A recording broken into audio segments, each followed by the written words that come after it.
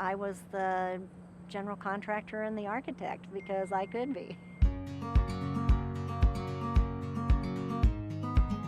This project on 3rd Street here in Norfolk came up, and there was a request from Wayne State College, and actually Congressman Mike Flood had visited with us about doing this project and said that he was starting this Growing Together initiative and he wanted to keep students in Nebraska.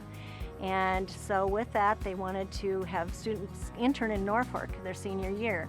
Asked us if we would put together a proposal to build some housing for student interns from Wayne State College that were going to be working here in Norfolk.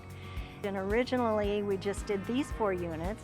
Wayne State did come back to us eventually and they said, we like what you've got here, we would like to do this, but would you consider doing it for all 30 students?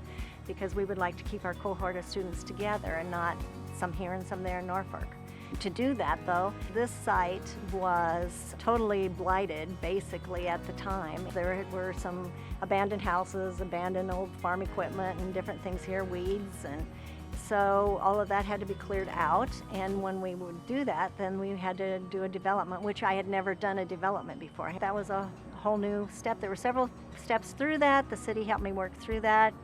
And with that, I had never looked at TIF before, but we decided we would use TIF because this project was then going to require that we install a street, we install water and sewer, so there comes the public community utilities. That is an added cost. So we're starting out with property that we were paying taxes on the property as, pretty much abandoned property in the hundreds of dollars a year, and when the development is finished, it will be a $25 million investment, so we've changed that property taxes that are going to be paid on this property from being in the hundreds to being in the hundreds of millions that get paid during the lifetime of that TIF bond back to the county. So in the end, it gives a lot of extra taxes when we're done to the city and to the community to use for future growth, and we're glad to be a part of that.